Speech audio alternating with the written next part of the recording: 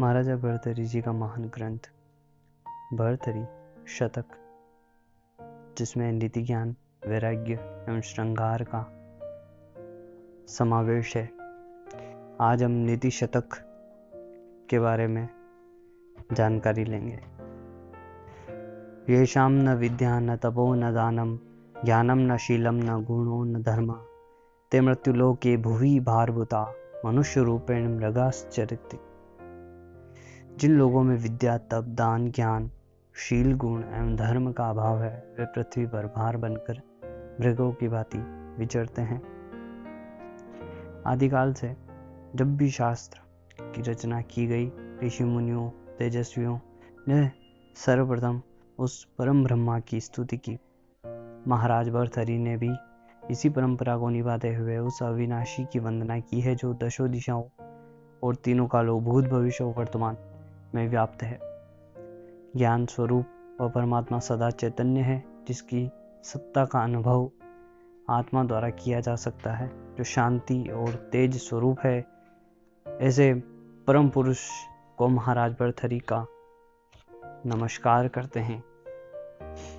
महाराज भर्तृहरि कहते हैं कि जो व्यक्ति साहित्य, संगीत व कला से विमुख है, वे बिना सींग व पूंछ के पशु है। ऐसे नर पशुओं का घास न खाकर जीवित रहना इनका परम सौभाग्य ही समझना चाहिए। संसार में 3 तरह के मनुष्य हैं: नासमझ, अज्ञानी और मूर्ख। नासमझ को समझाया जा सकता है, उसकी बुद्धि समय आने पर परिपक्व हो जाती है। अज्ञानी का अज्ञान भी शास्त्र के प्रकाश से दूर किया जा सकता है, किंतु मूर्ख सब कुछ जानकर भी कुछ न जानने वाला, कुछ न जानकर भी सब कुछ जानने का दंभ भरने वाला, अहंकारी, लोभी, क्रोधी, अविवेकी, ये सब मूर्खों की श्रेणी में आते हैं। व्यक्ति की बुद्धि हर समय एक सी रहती है। शास्त्रों का प्रकाश भी उनकी बुद्धि में परिवर्तन नहीं कर सकता। ऐसे व्यक्ति को साक्षात ब्रह्मा भी नहीं समझा सकते। सच है, सोए को जगाया जा सकता है, किंतु न तो निद्रावस्था में है और न ही जागृत अवस्था में। उसे कैसे और कौन जगा सकता है? ऐसे व्यक्ति से तो ब्रह्मा भी हार मान जाते हैं। एक कहावत अत्यंत प्रचलित है: एक चुप, 1000 सुख। चुप्पी साधने का अर्थ है मौन धारण करना। परमात्मा ने मनुष्य के सुख के लिए उसे यह गुण दिया है, किंतु कुछ मूर्ख इनका महत्व नहीं समझते, जबकि यह मनुष्य के अपने अधिकार में है। किसी से मांगना नहीं पड़ता। मौनता का सबसे बड़ा लाभ तो यह है कि व्यक्ति की मूर्खता पर पर्दा पड़ जाता है। देखा गया है कि विद्वानों की सभा में अल्पज्ञानी यदि मौन धारण किए बैठा है, तो यही मौनता उसका आभूषण बन जाती है। आदमी को चाहिए कि हमेशा बक बक न करता रहे। जहां आवश्यकता हो वहां बोले, जितनी आवश्यकता हो उतना बोले, बाकी समय मौन रहे। अनावश्यक न बोलने वाला व्यक्ति बहुत से बवालों से बचा रहता है। अतः महाराज भर्तृहरि कहते हैं कि व्यक्ति परमात्मा प्रदत्त मौनता के महत्व को समझे और स्वयं के इस गुण का विकास करे। अपनी योग्यता से मनुष्य भले ही मगरमच्छ की डाढ़ों में से मणि को निकाल ले, भले ही विशाल समुद्र की उताल लहरों को चीरते हुए तैर कर पार कर जाए, क्रोधित विषधर को पुष्प की भांति अपने शीश पर धारण कर ले, किंतु मूर्ख पुरुष के मन को किसी विशेष वस्तु पर जम गया है, वहां से हटाना कठिन ही कठिन साबित होता है। यह सर्वदा असंभव है।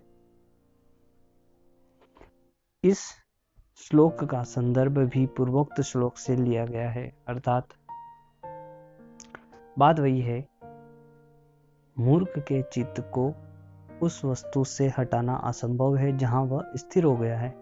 पूर्वोक्त श्लोक में महाराज भर्तृहरि ने कुछ दुर्लभ कार्य करने वाले के लिए यह कार्य करना असंभव बताया है, और इस श्लोक में वह असंभव को संभव होना स्वीकार करके कहते हैं कि मूर्ख के चित्त को उसकी प्रिय वस्तु से हटाना उनके लिए भी असंभव है, जो रेत में से तेल निकाल कर दिखा दे, मृग तृष्णा द्वारा अपनी प्यास शांत कर ले और खरगोश के सींग खोज कर ले आए। मधुर बोलों से किसी दुष्ट को सज्जन नहीं बनाया जा सकता। यह कार्य उसी प्रकार असंभव है जिस प्रकार कमल की नाजुक टहनी से हाथी को बांधने की चेष्टा करना, सरसों के फूल से हीरे में छेद करना और मधु की एक बूंद से सागर का खारा पानी पीना, मीठा करना, सभी असंभव है। अल्पज्ञानी व्यक्ति सोचता है कि मैं बड़ा ज्ञानी हूं, मुझसा ज्ञानी कोई नहीं। अंधों में काणे राजे की भांति वह निपट गंवार और ज्ञानी अपने अधकचरे ज्ञान को बघार बघार कर अपने ही मद में चूर रहता है। किंतु जो ही वह विद्वानों के संपर्क में आता है तो देखता है कि मैं तो निपट अज्ञानी हूं। तब उसका अहंकार ज्वर की तरह उतर जाता है। सच है, ज्ञानी की संगति पाकर ही व्यक्ति को स्वमूल्य का पता चलता है। यूं तो कोई भी अपने आप को ज्ञानी कहता फिरे, उससे क्या होता है। अविवेकी व्यक्ति के घिरने की बात बड़े ही सुंदर ढंग से समझाई गई है। महाराज भर्तृहरि कहते हैं कि पतितों को पावन करने वाली गंगा मैया ने जब स्वर्ग से अपना स्थान छोड़ा तो वे भगवान शंकर के मस्तक पर गिरी, वहां से हिमालय पर, हिमालय से पृथ्वी पर और अंत में समुद्र में जाकर लोप गई। इसी प्रकार जब कोई विवेकी पुरुष अपना विवेक खो देता है तो उसके पतन का सिलसिला शुरू हो जाता है। अतः व्यक्ति को सदा विवेक से काम लेना चाहिए। विवेक के कारण ही मनुष्य और पशु में अंतर दिखता है। क्षुद्र स्वभाव, नीच और स्वार्थ परायण ऐसी प्रवृत्तियां वाला व्यक्ति अपनाई हुई वस्तु की आसरता या अवगुणों पर कदाचित ध्यान नहीं देता। वह कुत्ते की भांति अपनी बुराइयों से इस कदर लिपटा रहता है कि कोई सज्जन भी यदि उसकी बगल में आकर खड़ा हो जाए तो भी वह उसकी ओर ध्यान नहीं देता। तात्पर्य यह है कि वह अपने अवगुणों को उसी प्रकार प्यार करता है जिस प्रकार कुत्ता हड्डी से। महाराज भर्तृहरि ने मुक्ता को महाविकार की संज्ञा दी है। वे कहते हैं कि संसार में हर चीज को साधने का दूसरा कोई साधन नहीं। हर बीमारी का इस दुनिया में इलाज है, मगर मुक्ता एक ऐसी बीमारी है जिसका शास्त्रों में कोई इलाज नहीं बताया गया है। अर्थात मुक्ता एक लाइलाज बीमारी है। महाराज भर्तृहरि कहते हैं कि पशु किसे कहा गया है। मोटे तौर पर कहा जाए तो पशु का कार्य है खाना और विसर्जन करना। दूसरी बातों से उसका कोई तात्पर्य नहीं है। मनुष्य के लिए 4 पुरुषार्थ कहे गए हैं: धर्म, अर्थ, काम, मोक्ष। इन पुरुषार्थों को प्राप्त करने वाला ही पुरुष है। धर्म पालन, अर्थोपार्जन, संतानोत्पत्ति, मोक्ष की प्राप्ति के लिए प्रयास करना मनुष्य का कर्तव्य है। विद्याशील ही विद्या का पालन कर सकता है। दान भी धर्म पालन का एक हिस्सा है। अर्थोपार्जन करके व्यक्ति दान करे, सदाचार का पालन करे तथा मोक्ष के लिए तदादि रहे। जो मनुष्य ऐसा नहीं करता उनमें और पशु में कोई अंतर नहीं है। महाराज भर्तृहरि कहते हैं कि विद्वजनों को धन का लालच देकर उनका अपमान नहीं करना चाहिए, क्योंकि ऐसे ज्ञानी पंडित इनके जैसे लक्ष्मी से वैसे ही नहीं बांधे जा सकते जैसे कमल की नाल से मदमस्त हाथी को नहीं बांधा जा सकता। मूर्खों की संगति से मनुष्य को सख्त परहेज करना चाहिए। इंद्र की सभा से तात्पर्य ऊंचे समाज से है। ऊंचे समाज में यदि मूर्खों का बोलबाला हो तो व्यक्ति उसे तिलांजलि दे दे। महाराज भर्तृहरि कहते हैं कि मूर्खों के साथ रहने से कहीं बेहतर है पर्वतों पर वनचरों के साथ रहना। गुणी एवं विद्वजन सदा आदर के पात्र होते हैं। इसके पास ऐसा विद्यारूपी धन होता है जो अक्षुण्ण होता है, जिसे चोर नहीं चुरा सकता। उस धन से सदा सबका कल्याण ही होता है। वह बांटने से कम नहीं होता, अभी तो बढ़ता जाता है। अतः ऐसे लोगों को सम्मान की दृष्टि से देखा जाना चाहिए। ऐसे गुणी विद्वजन का अनादर या उनकी अनदेखी करना ठीक नहीं है, भर्तृहरि ने विशेष तौर पर यह बात राजाओं यानी वर्तमान के धनिक वर्ग से के लिए कही गई कि अपने धन के घमंड में उनका अपमान न करो, क्योंकि तुम्हारा धन तो नष्ट हो जाने वाला है, किंतु उनका धन महाप्रलय आने पर भी नष्ट नहीं होगा। गुण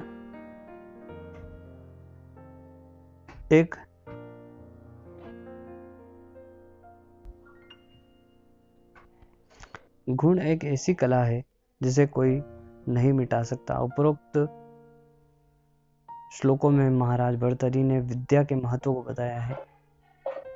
वे गुण की श्रेष्ठता का वर्णन कर रहे हैं। वे कहते हैं कि विधाता होने पर हंसों को किलोल करने से तो रोक सकते हैं, किंतु जल दुग्ध को अलग करने का उनमें जो गुण है उसे नहीं मिटा सकता। बंद धारण करने से, कीमती हार पहनने से, सुगंधित उपटन लगाने से और केशादि संवारने से मनुष्य शोभित नहीं होता। मनुष्य का सच्चा आभूषण उसकी वाणी है। सभी आभूषण तो नष्ट हो जाने वाले हैं, किंतु वाणी रूपी आभूषण कभी नष्ट नहीं होगा। महाराज भर्तृहरि ने विद्या के महत्व को दर्शाया है। उनके अनुसार विद्या सर्वश्रेष्ठ है। विद्याहीन को उन्होंने पशु की संज्ञा दी है। पुरुष का सौंदर्य विद्या है, गुप्त धन विद्या है। विद्या से ही मनुष्य यश प्राप्त करता है और सुख भोगता है। विद्या गुरुओं का गुरु है।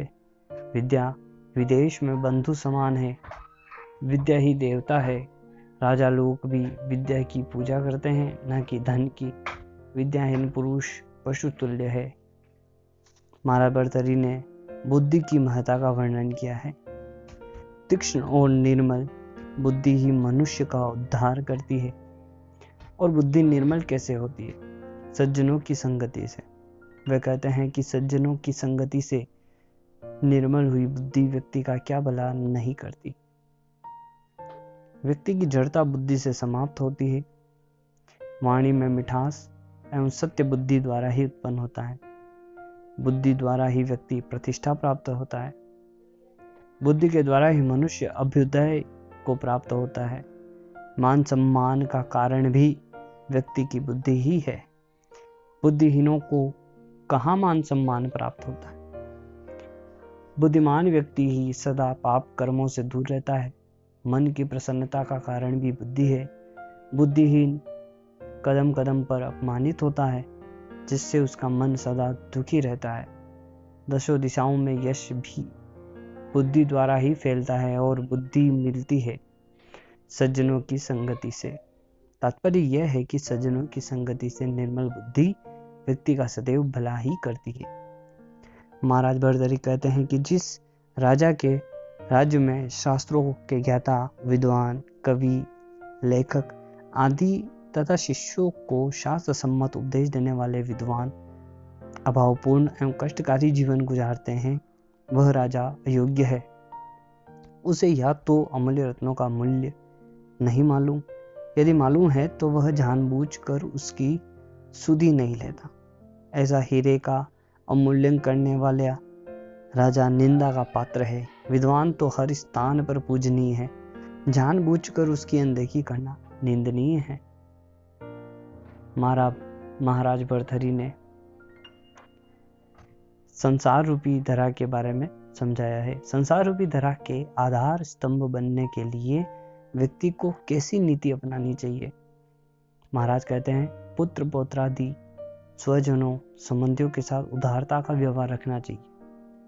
अपने पर जो आश्रित हो, चाहे वह अपना हो या पराया, उसके प्रति हृदय में दया भाव रखना चाहिए। दुष्ट के साथ दुष्टता का ही व्यवहार करना चाहिए। सज्जनों के साथ सदा मैत्री भाव मन में रखें, उनका आदर करें, प्यार करें। राजा के साथ सदा नीतिपूर्ण व्यवहार करना चाहिए। विद्वानों के साथ सरलता से पेश आएं, उनके साथ छल कपट ना करें, न ही उन्हें नीचा दिखाकर स्वयं को उनमें श्रेष्ठ सिद्ध करने की चेष्टा करें। शत्रुओं के साथ सदा दबंग होकर व्यवहार करें।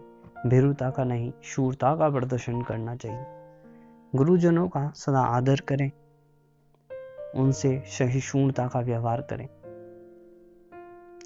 स्त्रियों के साथ धूर्तता का व्यवहार करें।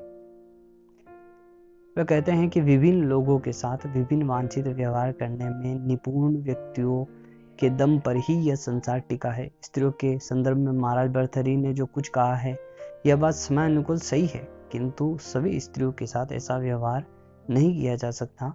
महाराज भर्तृहरि चूंकि एक स्त्री के विश्वासघात के कारण ही वियोगी हुए थे, संन्यास था उनके कारण भी मुख्य रूप से यही था, इसलिए उनकी यह बात उनके मतानुसार सही है। आज के संदर्भ में व्याख्याकार पूरे तौर पर इस बात से सहमत नहीं है। स्त्री का स्वभाव और चरित्र देखकर ही उसके साथ व्यवहार किया जाए, व्याख्याकार का ऐसा मत है। महाराज भर्तृहरि ने बड़ी ही गूढ़ बात कही है। वे कहते हैं कि जिनके हृदय में क्षमा भाव है उसे किसी कवच की आवश्यकता नहीं है। ऐसा व्यक्ति अज्ञात शत्रु होता है, अजात शत्रु होता है, अर्थात उसका कोई शत्रु हो ही नहीं सकता। जिसका हृदय क्रोध से भरा है उसे किसी से शत्रुता पालने की कोई आवश्यकता नहीं है, क्योंकि क्रोध से बड़ा व्यक्ति का दूसरा कोई शत्रु नहीं होता। क्रोध अपने ही पालनहार को खाता है। व्यक्ति यदि मंत्रों का ज्ञाता है तो उसे औषधि की कोई आवश्यकता नहीं है। यहाँ मंत्रों से तात्पर्य ज्ञान से है। ज्ञानी और समझबूझ रखने वाला व्यक्ति शरीर से मस्तिष्क से सदा स्वस्थ रहता है, उसे औषधियों की कोई आवश्यकता नहीं होती है। महाराज भर्तृहरि कहते हैं कि यदि कोई व्यक्ति दुर्जनों की संगति करता है तो उसे विषैले सर्प की कोई आवश्यकता नहीं। वस्तुतः दुर्जन के तो अंग अंग में विष भरा होता है। कहा भी गया है, नाहर के मूछन बसे मस्तक बसे भुजंग, बिच्छू के पूछन बसे दुर्जन के सब अंग। सिंह की मूछों में विष होता है, सर्प के मस्तक में, बिच्छू की पूंछ में, किंतु जो दुर्जन है, दुष्ट है, उसके तो अंग अंग में विष भरा होता है। अतः दुष्टों की संगति करने वाले को विषैले सर्पादि पालने की आवश्यकता नहीं है। व्यक्ति को संसार का प्रत्येक सुख, अच्छी संतान, पतिव्रता पत्नी, भला चाहने वाला मित्र और सज्जन, अच्छा स्वामी, स्थिर एवं प्रसन्न मन, सभी कुछ ईश्वर की कृपा से प्राप्त होता है।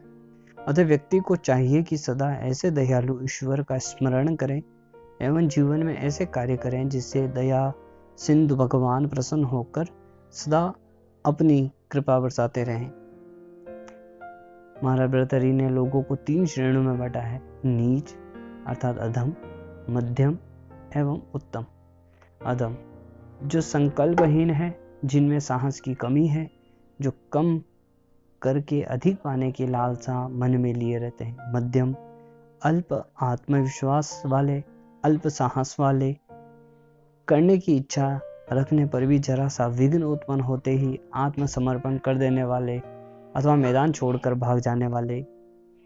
उत्तम संकल्पशील, पूर्ण आत्मविश्वासी, परिस्थितियों से समझौता न करने वाले, पुरुषार्थी, विघ्नों से जूझ जाने वाले, जो संकल्प उठा लिया उसे हर हाल में पूरा करने वाले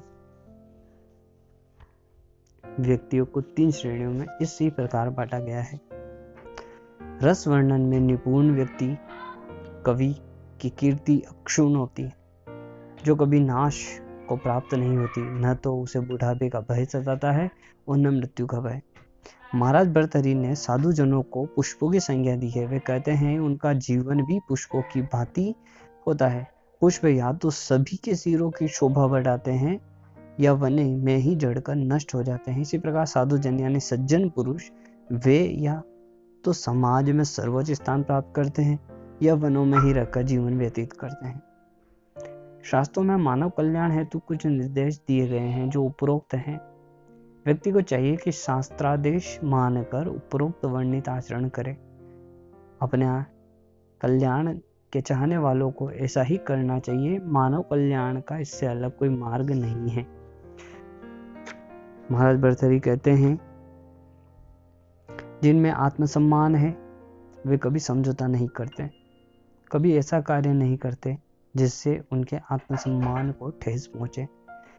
इस संदर्भ में महाराज भर्तृहरि ने सिंह की मिसाल दी है। शेर भले ही भूख से व्याकुल हो जाए, बुढ़ापे के कारण उसके अंग प्रत्यंग शिथिल हो जाए, अर्थात बुरी कष्ट कर दशा प्राप्त होकर भी वह घास खाना पसंद नहीं करता, तब भी उसकी इच्छा यही होती है कि हाथी के मस्तक को चीर कर उसका मांस खाएं। महाराज भर्तृहरि कहते हैं कि कठोर 80 धारा का व्रत का पालन करने वाले कभी भी निकृष्ट कर्म नहीं कर पाते। वे दुर्जनों से कभी प्रार्थना नहीं करते, धनी मित्रों से कभी याचना नहीं करते और हर स्थिति में न्याय संगत आचरण करते हैं। मृत्यु को सामने देखकर भी वे अपने स्व की रक्षा करते हैं। ऐसे ही महापुरुषों का आचरण व्यक्ति को करना चाहिए। सूर्यकांतमणि पर जब सूर्य की किरणें अधिक ताप छोड़ती है तो वह जल उठती है। उसी प्रकार जो तेजस्वी पुरुष है वे किसी के द्वारा किए गए अपमान को सहन नहीं करते, चाहे वह अपमान करने वाला कितना ही सहोदर हो, कितना भी अपमान हो। सभी अपनी अपनी शक्ति सामर्थ्य अनुसार पुरुषार्थ करके ही संतुष्ट होते हैं। छोटा आदमी कभी बड़ी और ऊंची बात नहीं सोच सकता, जैसे कुत्ता शिकार करने की कल्पना भी नहीं करता और मांस रहित सूखी हड्डी पाकर ही संतुष्ट हो जाता है। उसी प्रकार बड़ा आदमी छोटा काम नहीं करता। जिस प्रकार शेर आसानी से प्राप्त गीदड़ का शिकार न करके पुरुषार्थ करके हाथी का मस्तक चीरना ज्यादा पसंद करता है। सभी जीव अपनी अपनी सामर्थ्य के अनुसार ही बरतते हैं। कुत्ता खाना खिलाने वाले के आगे पूंछ हिलाकर, पैरों पर गिरकर, मुंह में पर लोट-पोट कर, मुंह व पेट को दिखाकर अपनी दीनता का प्रदर्शन करता है, लेकिन हाथी वाले को गंभीरता से देखता है और उसके द्वारा बार बार मनाने पर ही भोजन ग्रहण करता है। आकाश में बृहस्पति आदि 5-6 तेजस्वी ग्रह हैं, लेकिन पराक्रम में अभिरुचि रखने वाला राहु उनसे वेर नहीं रखता। वह पूर्णिमा व अमावस्या के समय केवल तैदीप्यमान सूर्य एवं चंद्र को ही ग्रसित करता है। भगवान शेषनाग ने अपने विशाल फण एवं 14 लोक को धारण किया हुआ है। उस शेषनाग को कच्छप ने अपनी पीठ पर धारण किया है, परंतु समुद्र में उस कच्छप को भी अपनी गोद में स्थान दिया गया है।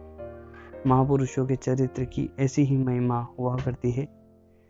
महापुरुषों की विशाल हृदयता की क्या मिसाल दी जा सकती है।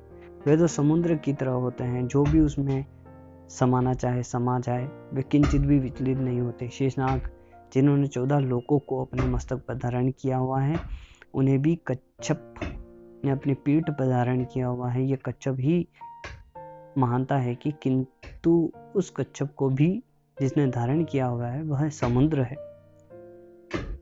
वह सबसे विशाल हृदय है। व्यक्ति को ऐसा ही विशाल हृदय होना चाहिए। इस संसार में जो जन्मा है उसकी मृत्यु भी निश्चित है, अर्थात जन्म मरण का चक्र चलता ही रहता है। लेकिन धन्य वही है जो जन्म लेकर उनके कुल को गौरवान्वित करते हुए वंशवेली में वृद्धि करता है। जो मनुष्य जन्म लेकर अपने कुल को कलंकित करे और सृष्टि के विस्तार में सहयोग के लिए अपने वंशवेली को आगे न बढ़ाए, उसका जन्म लेना ही निरर्थक है। जो प्राणी उचित अनुचित का विचार नहीं करता, वह सदैव निंदा का पात्र बनता है। स्वाभिमानी पुरुष गुरुजनों को संकट में देकर अपने प्राणों की रक्षा के लोभ में अन्यत्र जाकर नहीं छिप जाते, वरन सहर्ष अपने प्राणों की आहुति दे देते हैं। ऐसे ही पुरुष यश को प्राप्त होते हैं, अन्यथा उन्हें निंदा का पात्र बनना पड़ता है, जैसे हिमालय के पुत्र मेनाक को बनना पड़ा। तेजस्विता का संबंध आयु से नहीं होता है। तेजस्वी व्यक्ति अगर अल्पायु भी हो फिर भी छोटे कार्य नहीं करता, जैसे शेर का बच्चा भी हाथी से लड़ने को उद्यत हो जाता है। यह उसकी तेजस्विता का ही प्रमाण है। महाराज भर्तृहरि ने धन के महत्व का वर्णन किया है। वे मानते हैं कि धन सर्वोपरि है। धन के बिना सभी गुण तिनके के समान नष्ट हो जाते हैं। जाति, खून, कुल, शूरता, सदाचार आदि का महत्व तभी है जब तक धन प्राप्त है या धन उसके पास है। यदि नहीं है तो कुछ भी नहीं है। धन की महिमा का वर्णन किया गया है कि व्यक्ति वही रहता है, किंतु धन होने और धन चले जाने पर जमीन आसमान का अंतर पड़ जाता है। धन होने पर व्यक्ति ऊष्मा से परिपूर्ण होता है और धन चले जाने पर सब कुछ पूर्ववर्ती होते हुए भी व्यक्ति ऊष्मा रहित हो जाता है। महाराज भर्तृहरि ने धन की 3 गतियां बताई है: दान, भोग और नाश। धनवान व्यक्ति को चाहिए कि वह यथाशक्ति दान करे। दान करने के अनिच्छुक व्यक्ति को चाहिए कि वह उसका भोग करे, ताकि धन दूसरे हाथों में होता हुआ दूसरों के काम आए। जो व्यक्ति धनवान होते हुए भी अपना धन इन तीनों कार्यों में निवेश नहीं करता, उसका धन नाश को प्राप्त होता है। ऐसे धन को या तो चोर ले जाते हैं या कुपात्रों के हाथों में पड़कर नष्ट हो जाता है।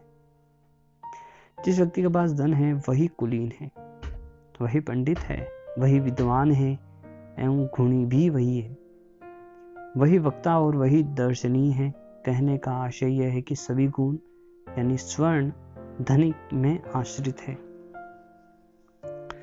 महाराज भर्तृहरि ने बड़ी ही निसंगत बातें कही हैं, नीति संगत बातें कही हैं। व्यक्ति को इन व्यसनों, ऐसे संबंधों, लापरवाहियों एवं आचरणों से सदा बचना चाहिए जो व्यक्ति के नाश का कारण बनते हैं। वे कहते हैं कि कुमंत्री अर्थात अच्छी सलाह न देने वाला बुद्धिहीन मंत्री की संगत से राजा नष्ट हो जाता है। विषय भोगों में पड़कर योगी नष्ट हो जाता है। अधिक लाड़ प्यार से पुत्र का जीवन नष्ट हो जाता है। स्वाध्याय न करने वाला ब्राह्मण भी नष्ट हो जाता है। कुपुत्र कुल का नाश कर देता है। जिस प्रकार एक ही सुपुत्र कुल का उद्धार करने के लिए काफी माना गया है, उसी प्रकार कुल में उत्पन्न एक ही कुपुत्र अपने दुराचरणों के कारण उसका नाश कर देता है। दुष्टों की संगत व्यक्ति के सदाचरण को नष्ट करती है। व्यक्ति कितना ही सदाचारी क्यों ना हो, यदि वह दुष्टों की संगति में लगातार रहे तो उसमें दुष्टों के आचरण आ ही जाते हैं। इसी प्रकार से व्यक्ति का सदाचरण नष्ट हो जाता है। मद्यपान करने वाला व्यक्ति की बुद्धि और विवेक नष्ट हो जाता है, जिसके कारण उनमें लज्जा नहीं रहती। वह अपने से बड़े सम्मानीय लोगों का भी मदमस्त होकर अनादर कर देता है। परदेश में रहने से मित्रता नष्ट हो जाती है। व्यक्ति की मित्रता तब तक रहती है जब तक वह उनके संपर्क में रहता है, उनके सुख दुख में शामिल होता है। जब व्यक्ति मित्रों से दूर होता है तो स्वाभाविक है कि मित्रता भी समाप्त हो जाती है। अनीतिपूर्ण आचरण से व्यक्ति का ऐश्वर्य नष्ट हो जाता है। सीधा सा अर्थ है कि जब तक व्यक्ति नीति और न्याय के कार्य करता है तब तक उसकी कीर्ति और यश फैलता है। लोग उसे दुआएं देते हैं और वह फलता फूलता है, किंतु जो ही व्यक्ति अनीतिपूर्ण कार्य आरंभ कर देता है तब उसकी अपकीर्ति होती है और उसके अन्याय और अनीति से प्रभावित लोग उसे बद्दुआएं देते हैं। तब उसका ऐश्वर्य नष्ट हो जाता है। अतः व्यक्ति को अच्छे बुरे विचार करके कार्य करने चाहिए।